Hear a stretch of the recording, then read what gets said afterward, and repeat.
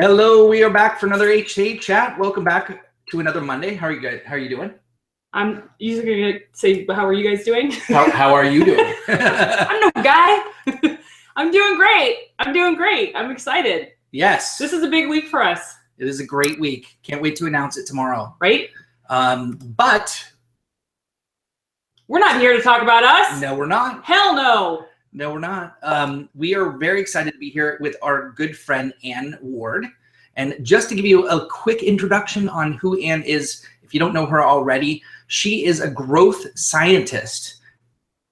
Not that kind of growth. And the CEO of Circle Click Media, a leading digital agency and marketing lab in the Bay Area. As a futurist through and through, which we actually worked with at IBM as a futurist, Ward spent, I'm just going to call her Ann from now on, right? Spent over 10 years mastering all things web development before transitioning into the field of SEO, search engine optimization. For those of you who don't know it yet, this is not the right place for you. This is a masterclass. Are you kidding? This is the place to go to learn about it. If you don't know what SEO is these days, though, I'm not sure you should be watching. You're a loser. She quickly became an SEO trailblazer by applying her love of analytics to digital marketing. In 2014, Ann was named as one of Entrepreneur Magazine's 27 top masters of marketing that everyone can learn from.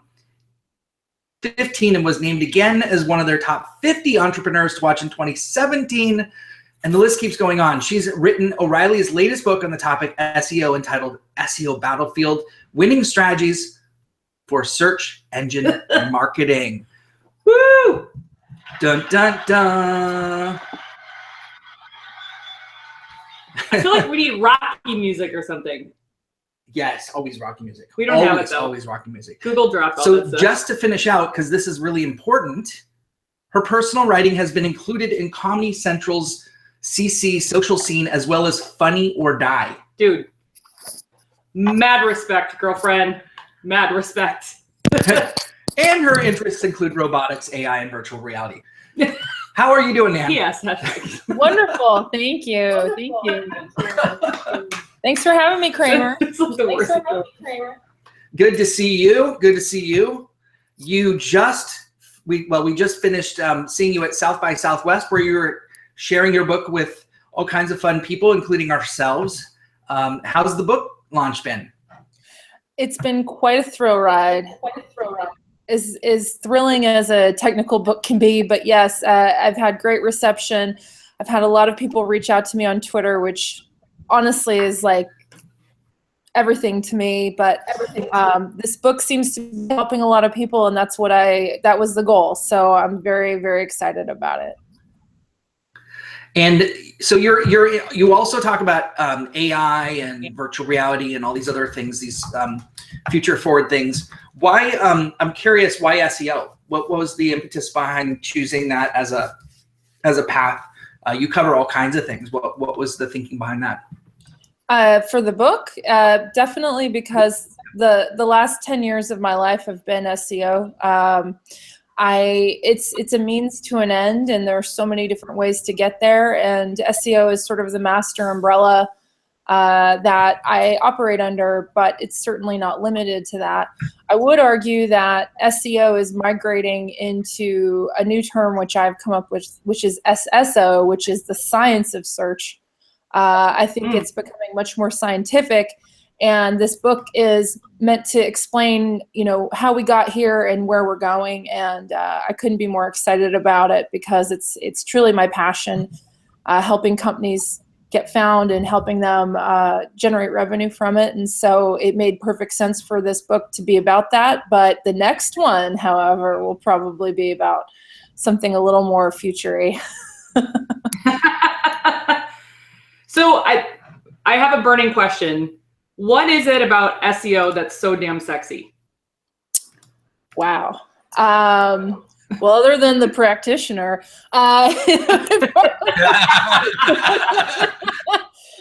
mean, that's a given. Yeah, I think what it is that, when someone searches for something and they find it, it's very satisfying. But when you think you should come up for something and you don't, it's maddening. And I've seen CEOs wrestle with it, and it's something that none of us can directly control, but all of us want to manipulate.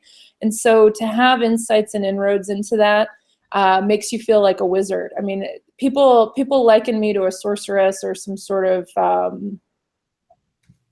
witch, but I'm not. But I'm a data-driven. I'm a data-driven marketer, retired developer who has a passion for it. And so I think that's the mystique of it is probably part of it, because I think sexiness is a little bit of mystery. And I think that's what keeps me excited and engaged in it, because nobody can be on top forever. Everybody has to work. I knew you'd latch onto that, Courtney. I knew you would, and that's why I love you. I'm curious, do you think that anyone who really is just starting out, how, like, you know, they're up against such giants in their own mind. And do you think that new places, new online platforms, or even just a blog can actually have or get to that spot? Or are they in it for the long haul and they're up against like these big giants? Like, how does somebody who's small and just starting out not get too intimidated? Right. Well, there's a lot of confusion in the marketplace about how to start, where to start. And I think that is based on the vacuum of consultants and things that try to promise that this is an easy thing. But I think the key is specificity. Because if you are a small regional player and you're trying to go up against a national one, that may not actually make any sense. So I think the key is understanding the battlefield. Like, where should you really logically be? Yeah, you want to be page one for everything, but does that make sense? It often doesn't. If you're really resource constrained, if you're a tiny ice cream shop in Menlo Park, you know, you don't even necessarily have to have a page to get found. You can just have a great Facebook page, you know, get everybody to give you great Yelp reviews. You know, you have to use what you've got. So to think that you're going to, you know, waltz into the zeitgeist because you've written a blog is very misleading. I think where a lot of companies and individuals alike fail is that they don't do the research and they don't go very specific or regional with their business when really they should, instead of trying to compete with much bigger players. You don't have to be the biggest. You just have to be specific and you have to be clever. That makes sense. Can you go in more detail about the level of cleverness that people need to have? Give us an example. Well, right. I think we see a lot of big brands pumping out the sales tweets all day long, I think is a great example. I think Twitter is often misused because we're pumping out messages where we're talking at people, not talking to people, human people. I think I was waiting for my applause, brother. Can you hear it? I'll put it over here. Yes, thank you. Yes, so, I have to move the applause. Hold on. I'm going to need a lot of it. Don't worry.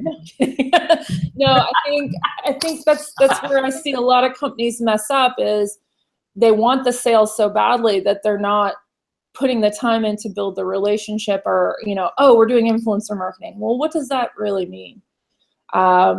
Let's think about being an interesting, I always liken Twitter to a party.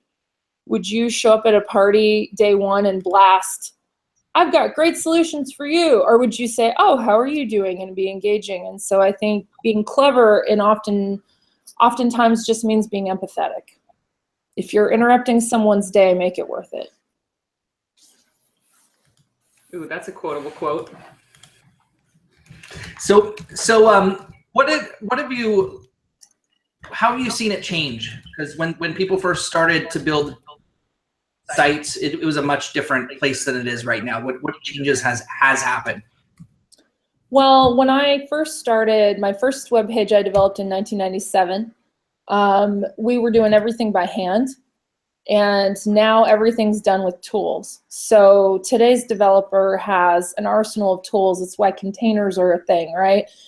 because we all want these environments where everything's set up for us. So, you know, I used to do everything by hand, and then I sort of tired of web dev because the tools became good. We had Dreamweaver, we had other things that helped us automate. And so now on the back end, everybody's using WordPress right now. That's kind of the hot CMS that everybody's excited about. But for years, we've had Joomla, we've had Drupal. You know, a lot of mobile developers are hot on Ghost. Like, there's always going to be a bunch of tools, but the difference is that in terms of SEO, everybody can get a site up relatively easily and quickly with WordPress, but to get to the advanced levels still requires a developer to remove some of the bloat. So a lot of WordPress sites that are, you know, if you pre-purchase a theme, it comes with a lot of junk you don't use. And so a trend that I've seen now is where we're using developers to actually go and customize and de-bloat your theme. So minify your JavaScript, remove CSS that you don't need, because performance is really the most important thing right now, because mobile users will not hang out and wait around for your stuff to load. They'll just click away. That's funny. My blog just told me it was feeling super bloated. Just told them, just, you know, wait, go away. It's a real You're thing. eating too much salt. Exactly. You've got to drink more water or go on medication. But yeah, no, and also hosting packages. Like, that's something I tell people all day long. Do not cheap out on your hosting. Pay the money, get a better hosting package, and the performance, you'll reap the rewards. Oh, wow. That's a good one. I'm curious now. So what is the first thing that somebody should be looking at when they're you know, really trying? I mean, everything's in place. They're writing, they're building, they're creating. But, you know, I'm sure as an SEO person, you're always walking in going, you know, but there's these 3 things you didn't do. What is it that people don't typically do that they should already be doing, or they don't typically think about as much as they should?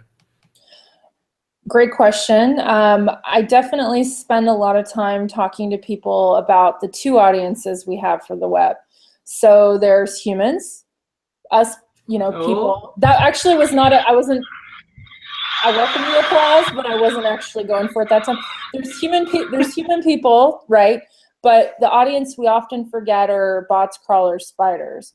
And so how that manifests in terms of SEO is, you know, let's say we put 10 images on the home page. Well, did we remember to use and title those images appropriately? Or are they IMG-_5557-JPEG?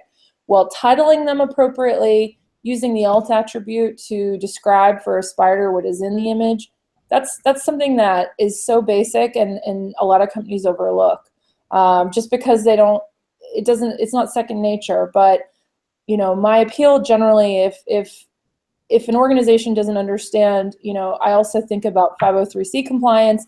So for the visually impaired, if you don't care about bots, crawlers, spiders, at least, you know, think about the visually impaired people, because if we are more descriptive of what we put in our images and our source, that actually helps people who are using screen readers, et cetera, et cetera. And so just that sort of basic setup is something that a lot of big organizations miss because nobody thinks about it. Well, and there's probably a huge disconnection between the people that are even prepping the images, the people that are posting them. They probably don't even know what words to put in there. And so speaking of that, though, too, so as a writer of blogs myself, can you just tell us the relationship between choosing the right keywords to put into your blog and making sure that it doesn't compromise the actual storytelling and content? Well, I think this is one of the great urban legends of SEO, is that keywords can be stuffed and are effective. I think the trends are changing so much that natural language is actually, I would say natural language and context are more important than keywords at this point. If you want to rank for something specific and you know that matters to you, then that's one thing. But often in case you just want to increase organic search, organic traffic. So in that case, I would use natural language and think about what is appealing to the human that will be reading this, not the bot crawler spider, because in this case, if humans click, the indexing is bound to happen. So this whole thing is going to be that. I know I'm bad, but so the thing is, I think about it from the perspective of a question. You know, if I was asking this question to my Google phone or my Alexa home device, natural language is where we're heading in terms of search, especially because of hands-free mobile, right? And then connected home.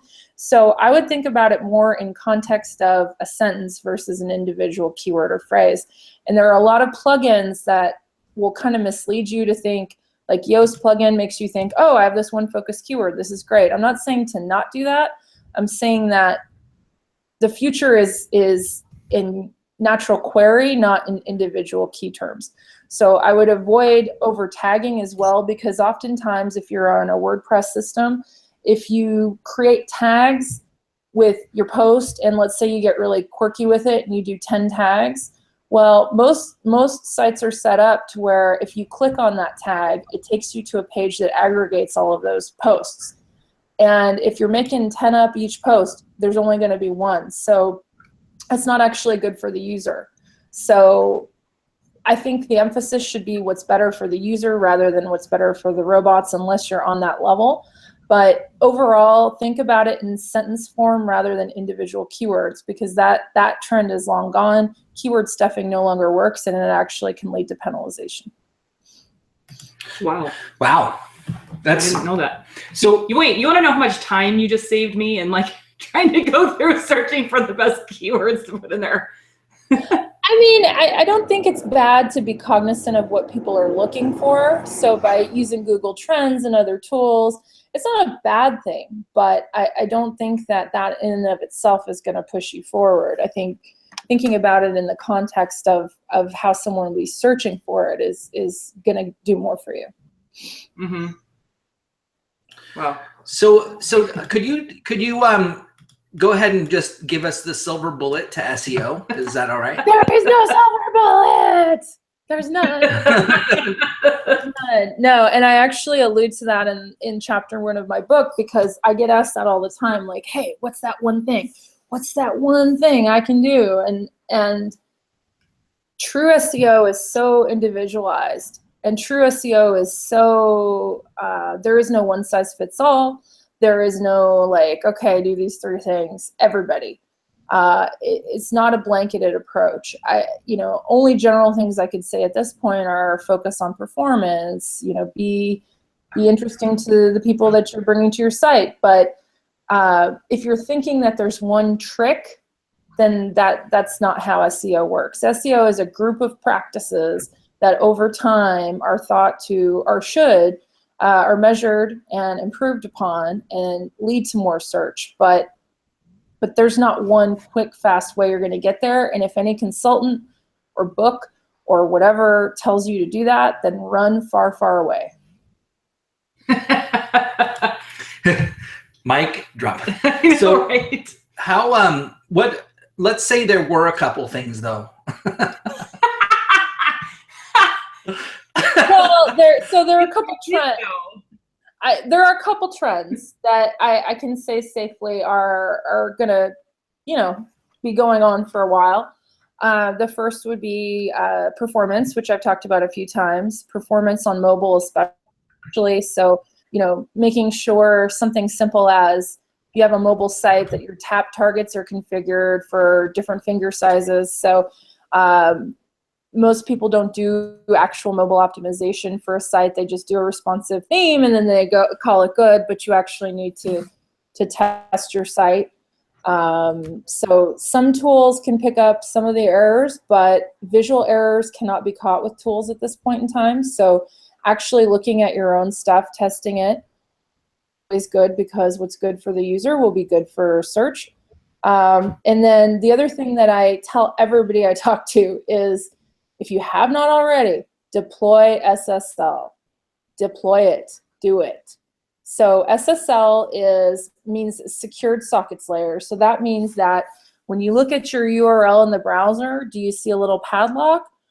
Or do you see an eye with a question mark that says, oh, this page isn't secure? So you just call your web host and you say, hey, I want SSL, and they'll help you deploy it.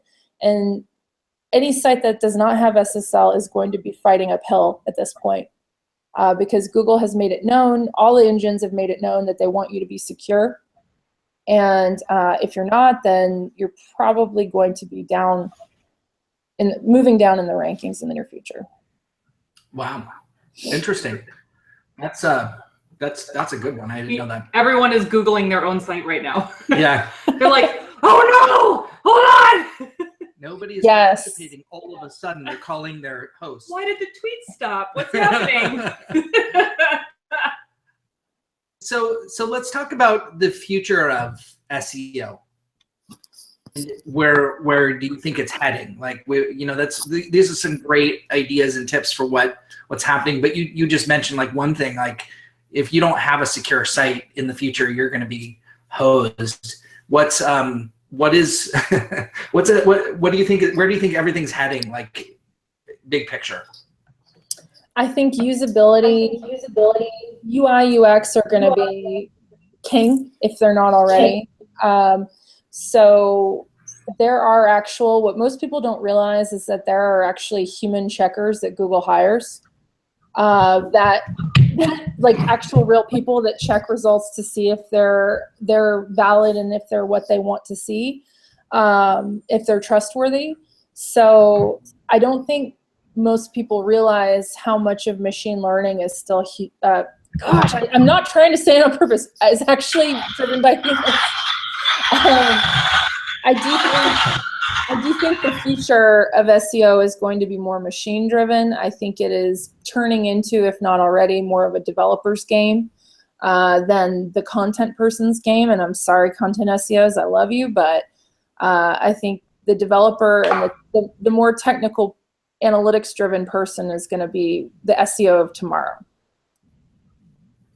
Well, and you kind of alluded to it before, but it didn't occur to me that there was a connection between search engine optimization and voice commands and AI and things like Alexa and Siri. How does that all work together? Well, so each one is its own kind of discrete universe, but there's actually a group of students who are working on a VR search engine. So through the app atmosphere, so there's search within the App Store, right? So there's search within social media. So Alexa is going to be querying Amazon, but also search engines as well, depending on what apps you have configured and how it's set up. If you're, using, let's say you have a Pixel phone and you're searching for directions, it's going to pull up your map. So it may, depending on how you're configured, it may pull up a browser that does pull up a local business, which boom, you click on for a map. But the idea is that voice, if you're on voice and you're on mobile, chances are they want to give you your result the fastest. So it depends on which ecosystem you're starting from. But generally speaking, you're going through some type of search somewhere for any query. It's just a matter of how contained it is or not, depending on platform, if that makes sense. So how you're talking a little bit about AR, VR, and how search engine integrates into mobile and all that kind of stuff. Do you think that search is going to evolve into those spaces, like into VR and AR? Where it's going to be voice-driven search, and this is going to be a new. I mean, is that kind of what you're alluding to? Yes, absolutely, absolutely, and we've already seen it. There's a company that, there are multiple companies that are working on, for example, augmented reality motorcycle helmets. I work with one of them. I worked with another competitor that closed down last year, but that camera is going to give you live data that's feeding through. You're going to be asking for directions through your helmet. That helmet's going to, through Bluetooth, access to your phone. So the quickest vehicle right now for AR VR is the fact that your phone is the mechanism for it, but it's essentially another interface to your phone, most AR and VR applications, right? So anything that involves search is going to go through a device that's connected, and anything that's connected can therefore be searched. So it doesn't seem like a direct corollary, but it absolutely is. And like I said, there's research teams all over. Students, there's a student project in Indiana where they're actually building a VR search engine, which I've been watching very closely.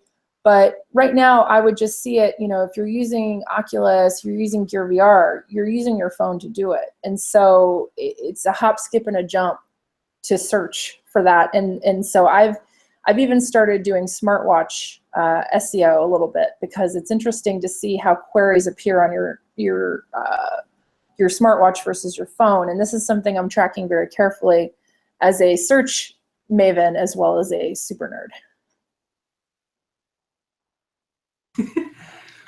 Right?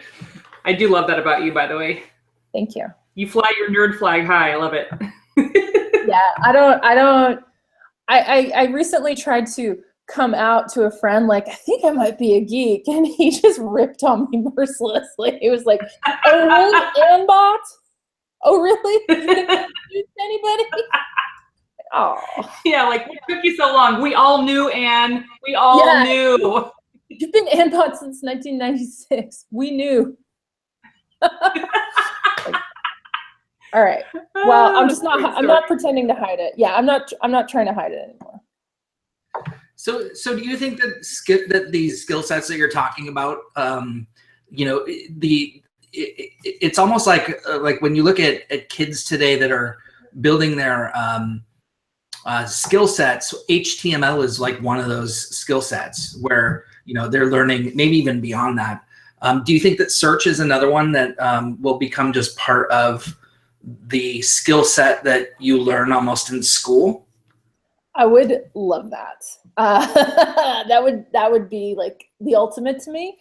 But right now, I think the only true courses that are being taught around that are either, secondary education, like, O'Reilly's asked me to do some training. I think they're sort of after school specialization, unless you're a developer. I think in development, I'm starting to see more programs around it.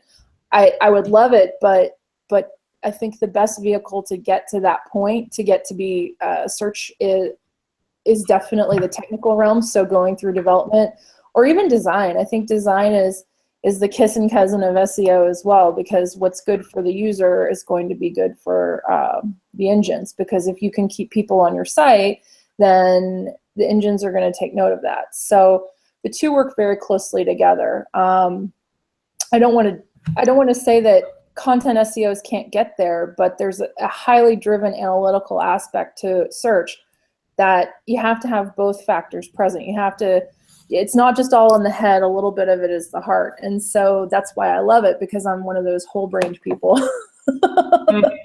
I have a very strong analytical and creative side. And so it's hard to teach that. A lot of people that are SEOs started out as something else. Like I started out as a developer. I've seen people go from PR to SEO. It's not necessarily something that is being taught today, but I would love to see it. I would love that to happen. I would love to be professor of search. That would just Someone, if you heard that, employ this lady right now, please. Yes. Totally. No, and I love it too, because even though it is like technical in a way, it sounds a lot more strategic than anything else. I mean, you have to be able to see how all the pieces are fitting together and consider, some of these other ramifications, like you said, the imagery search, and, even thinking about like, what are common errors that Siri is not picking up what you're saying correctly? Like, it's going to search for the wrong thing, so even voice recognition is causing a glitch in that system. Right.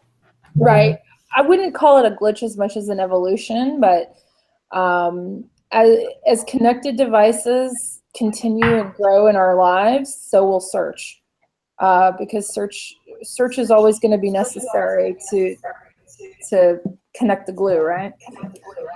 Can we, I don't know if this is something that you have studied or looked at, or maybe just have an opinion on, but why is all search wonderful except for Facebook? Oh, burn. Yeah, their search is awful. I think I agree, first of all, that their search is awful. I think I think that their obsession is in creating a contained environment. It's a walled garden versus Twitter, which is an open garden. And I think because of that, you know, they have very defined buckets of what you are. So you're either you're a place, you're a page, you're an individual, you're an event. And so their search mechanism does not take into account all of these factors as you're searching. So if I search for my own company name, I'll get 10 different results, and depending on the time or the browser, or if I'm on mobile, I'll get 10 different results. And so I've never tried to optimize for Facebook because I think, honestly, they want advertising money. And if you want to come up, you got to pay them. And I don't think there's really much, I don't tend to optimize for them because it's too much pay to play. Right. And bastards. Well, right. And like I was looking for a picture from South by Southwest a couple years ago where Funny or Die stayed at my house, and they built a beer throne of Old Milwaukee. And so I'm searching like beer throne, Old Milwaukee, like everything that I knew that picture was tagged with, and I couldn't find it. And it was just like, "Urgh." And so I that's just because of their siloing of data and their siloing of pages, places, people. They haven't really figured out, they should just give you a little checkbox, like, I am searching a person, I'm searching an image, but that doesn't generate them revenue in their minds, so they haven't directed their mega resources to that yet. They need to hire you, is what they need. Clearly. We have so many questions coming in already, and so if you haven't gotten your questions in, feel free to still submit questions. We'll have plenty of time to address them all, but we have some great questions coming in, which we'll start in just a second. If you're new or you've been here before, you know to submit your question on hashtag H2H2H on Twitter, and we'll collect those. We've got Maya standing by collecting your questions and feeding them to us so that we can ask them on your behalf to Anbot, geek person. So. I feel like, I want to make it. I want to make you like a little flag that actually is like says nerd on it. So you will have a real nerd flag. Why have you not had one of those yet? I don't know, and I'm holding you responsible. All right, you heard it here. It's gonna happen.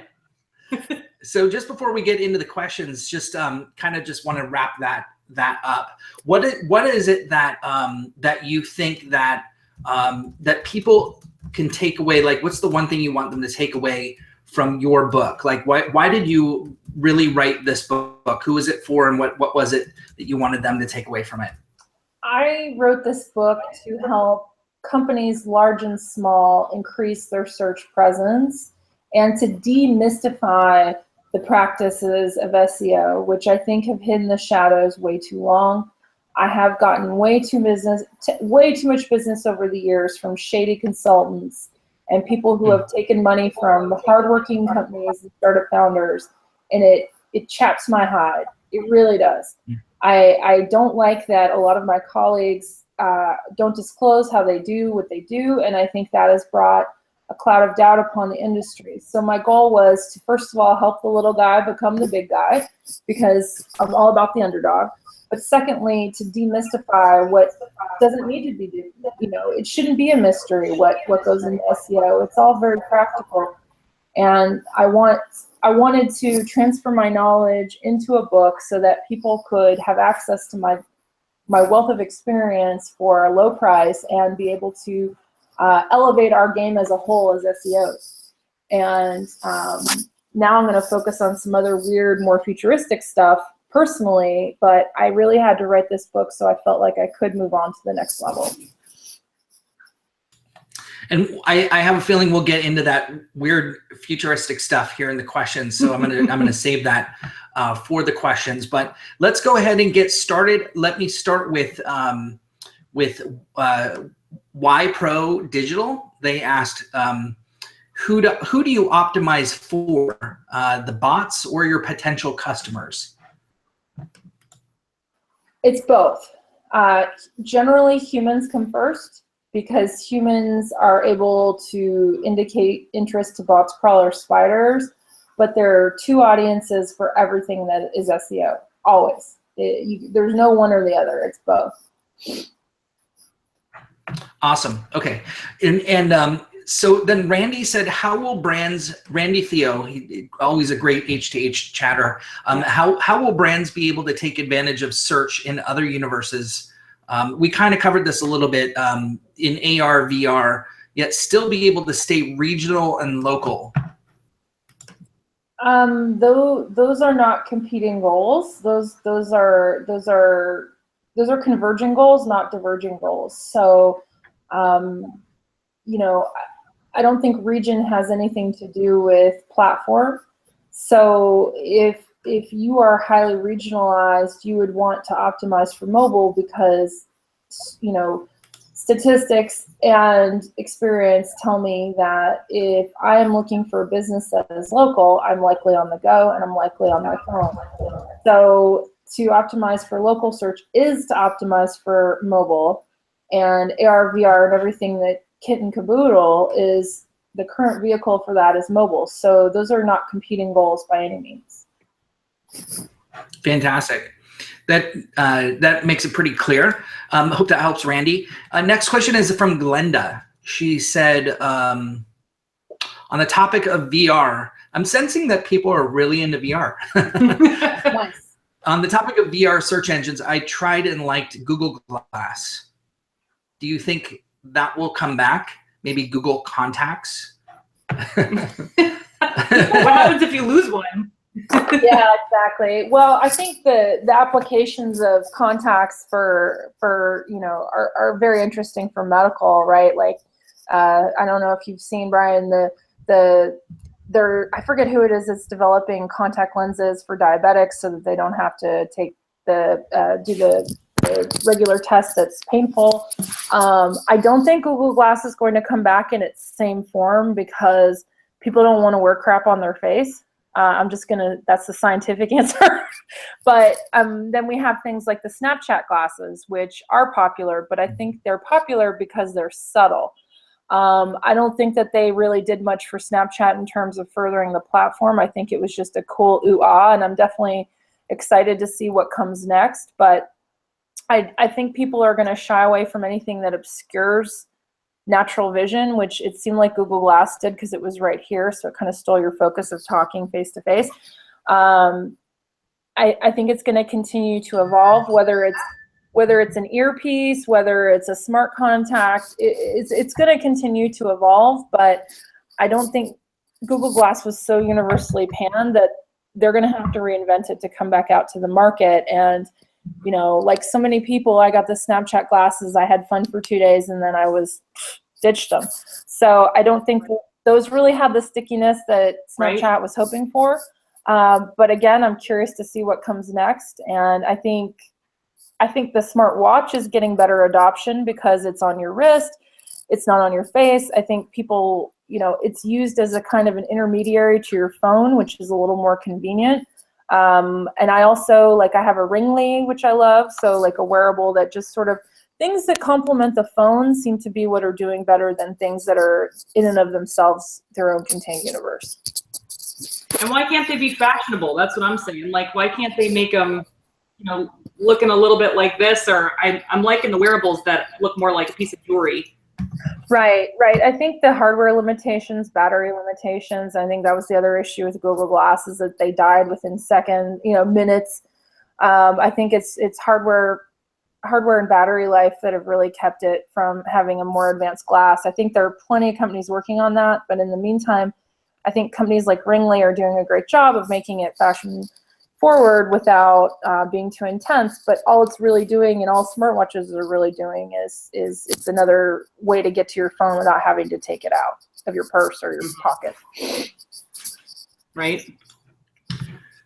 Okay, so going on with the questions here, actually you answered Natasha's next question, which was any info on the stats for wearable SEO you have found that you can share with us.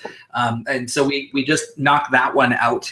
Unless you had anything else on SEO as it pertains to wearables? It's definitely something I do cover in the last chapter of my book. You know, it's projected to be a multi-billion, billion-dollar industry. But there definitely is, that's not I can't remember the exact statistics I quote in the book, but I will say that the trajectory is pretty significant. But I think in terms of SEO, there are really only a few, the top 5–10% of companies are going to be at the level where it's going to make sense to do that. In 2017, I think maybe in 2020 we can talk, but there's until the smartwatch functions more like a phone itself instead of a rendezvous to the phone, I wouldn't worry too much about it. It's just cool. Fantastic. As Apple weeps silently. I know, right? But even Apple might be coming out with something. Clown tier. All right. Yeah. So Patricia says, is Internet of Things going to all tie in and be unified when it comes to search? I would argue that it already is. You just don't know it. It just kind of works. We're just not aware of how it works. So to say that it all by the nature of the internet, it is tied in because it's connected. I think most of us are not conscious of those relationships until something happens, like high-profile hacking cases, which we've seen recently with IoT devices. I definitely think that it's a more forward-looking thing than it is today, but by virtue of IoT, connection is part of the deal.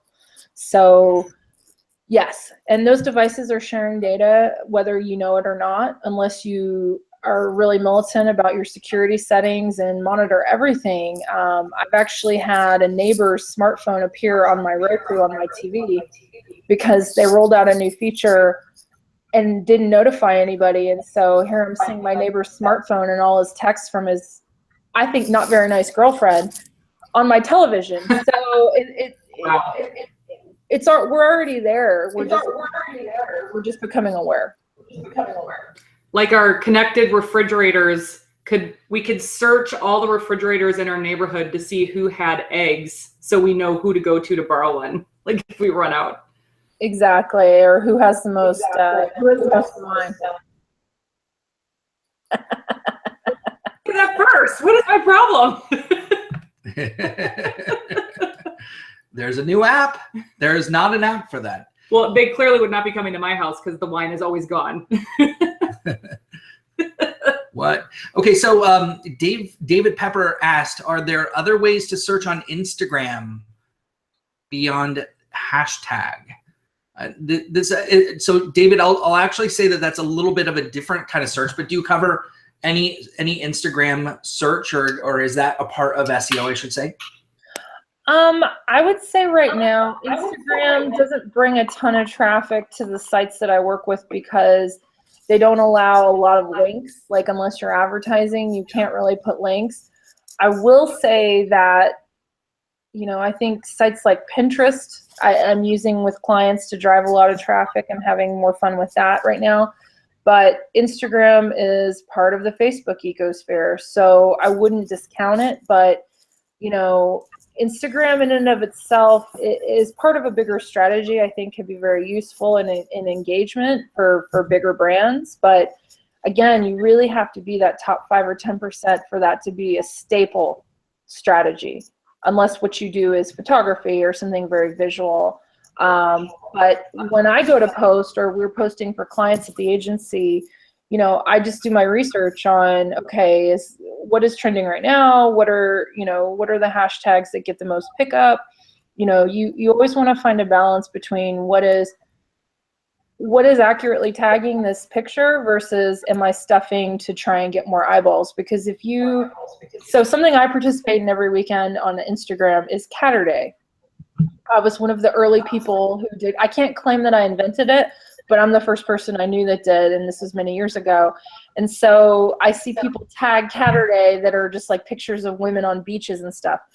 Just tagging for the sake of it to get found doesn't really work on Instagram. If anything, it'll get people to block you or not follow you because you're not being descriptive. So I think relevance should be your guiding principle on any kind of search program involving Instagram, because users are very fickle on that platform, particularly because they skew younger.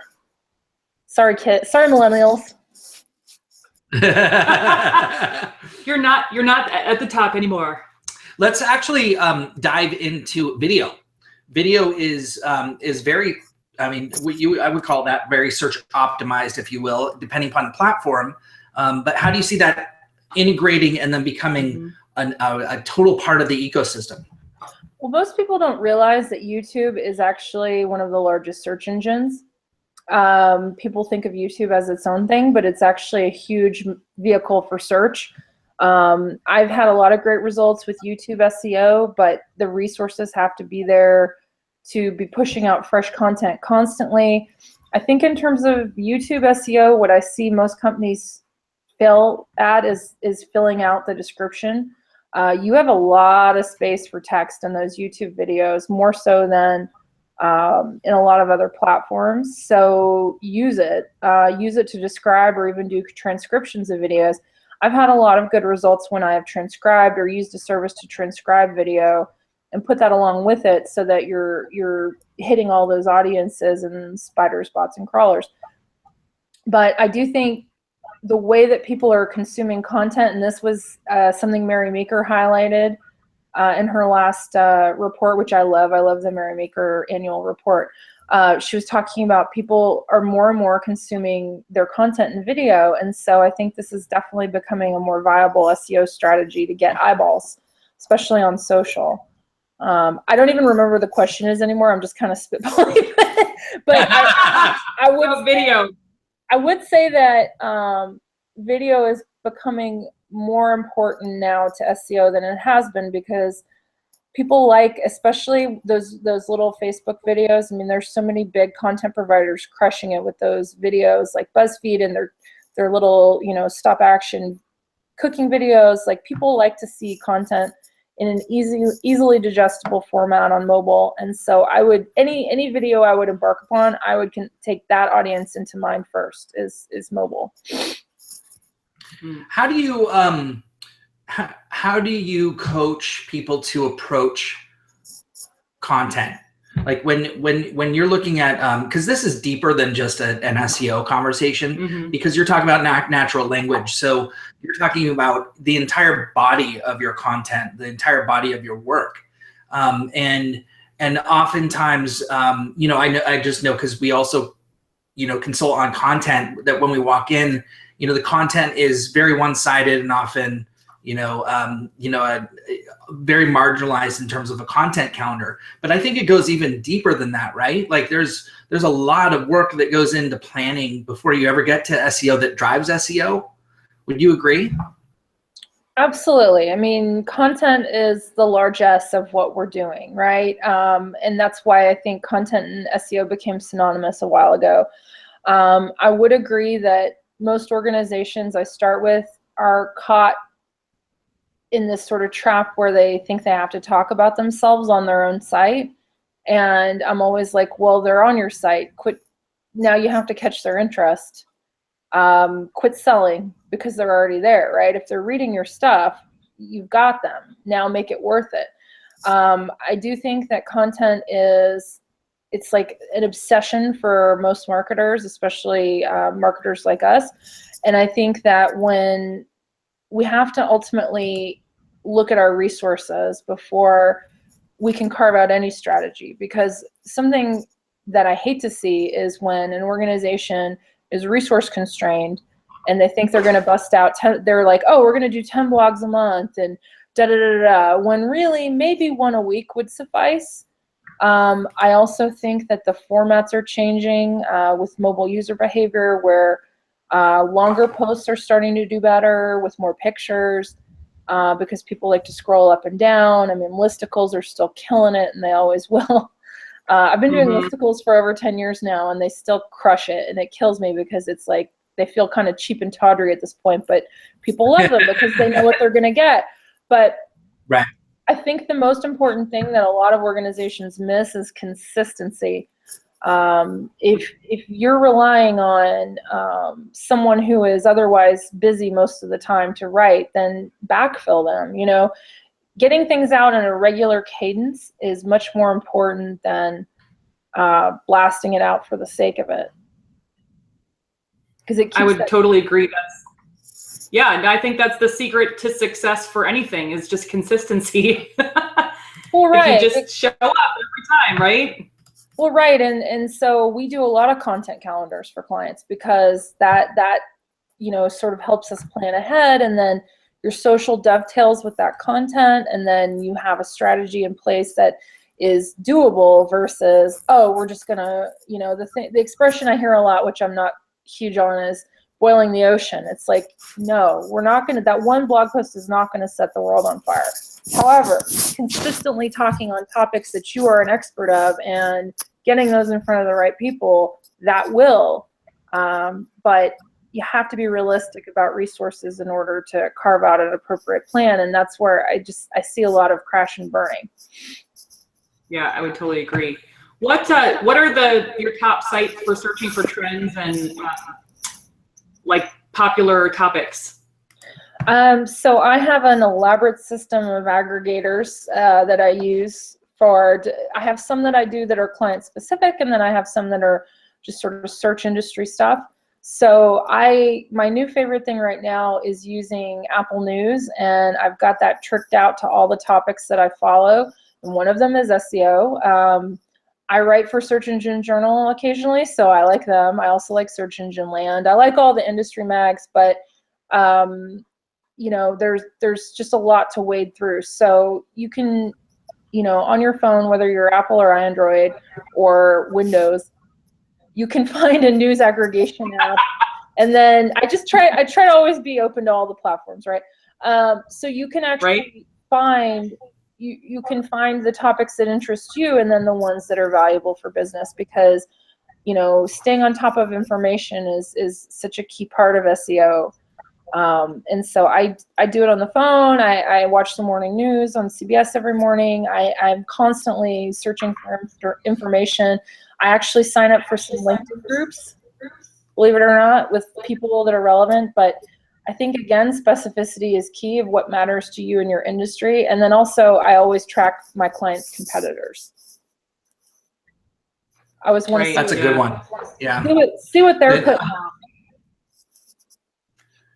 So Alan Berkson, good friend of HH Chat and ours, he is coming in from Fresh Desk, and not Fresh Desk. Fresh Books? Fresh something. Yeah, that's right. Yeah, Fresh Desk. Everything's fresh. Today everything's fresh. Including the desk. Including the desk. So how do you manage content calendars across all channels? Is what he's asking. Spreadsheet. Not even in the cloud. Yeah, it has to be in the cloud. Yeah, no, a shared spreadsheet is generally a good way to do it. If you need approval ahead of time for social posts, Hootsuite or Buffer or one of those tools makes a lot of sense. I like to hand post when I can, but when I can't, I use a tool to do it just to not miss the cadence. But good old spreadsheet.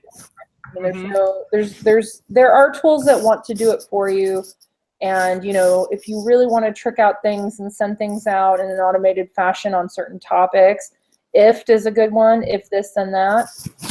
I've used IFT on a variety of my RoboSlave things that I do. You can set up to retweet certain accounts. You can set to retweet certain topics from certain accounts. The sky's the limit if you want to automate, but if you don't, just a good old spreadsheet that's shared. Mm-hmm.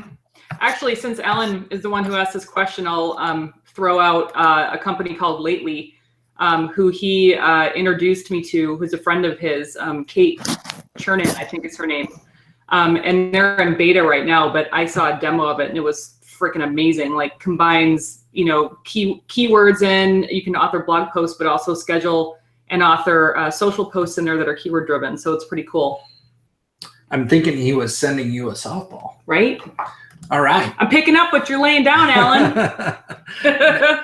Okay, so just with the remaining few minutes that we have left, and can you kind of wrap things up in terms of where you see them going? We were going to talk about the weird, strange stuff in the future. Give us some insights. What are some of the things that you're looking forward to? Definitely something that I follow that I'm very interested in is haptics. So the idea that, you know, you can be riding your bike and you're using navigation and you get a subtle vibration on your left, on a belt on your left hip, you know, that you're wearing to turn left. I think what fascinates me are the interfaces that are going to take us beyond the phone. You know, we're the generation that's going to have their face in a phone, but that's not how things are going to stay. There's a better way to live, and there's a better way to find and get information, and so really right now we're just limited by hardware, and so the evolution of that is fascinating to me, and I spend a lot of time using these gadgets, looking for these gadgets, but to me they're just, you know, we're just only really seeing the beginning of what we can do with man-machine integration. Man. You said man, so I'll give you half of an applause. Integration.